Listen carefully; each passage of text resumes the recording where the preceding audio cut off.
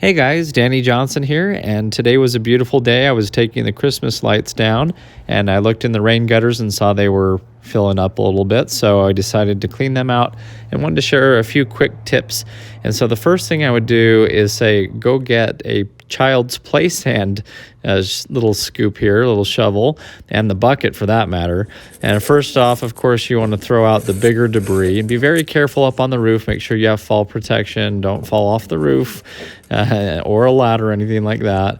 But what you'll notice is as I was rinsing these out, you would think, oh, I just spray some water, it'll drain out. But if you look, that sediment, that little silt there at the bottom is pretty firm. You have to spray it with the hose, and over the years here, it just kind of solidifies. So it was coming out of the drain spout pretty well out on the bottom of both sides, made quite a mess.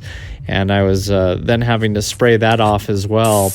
But it's so thick and it's so sticky that one tip I would suggest is before you run it down, that you take that little child's scoop here, little play sand shovel, and scoop it out. Look at how thick this was. This was amazing. I didn't think that I would have this much up here. This house is only about 5 years old, and it still caught and collected a ton of this. And so I would even bring the child's play bucket up too. As you can see, I'm slinging mud everywhere and making a mess. But this shovel fits down in here perfect, and it's a lot better to scoop this out rather than get it clogged up going down the drain. On rain gutters, they're not exactly angled. They just kind of hope that once the water fills up to a certain amount, it will go over to the drain, but mine were not angled or sloped any. And so this was just something that I thought was a good idea.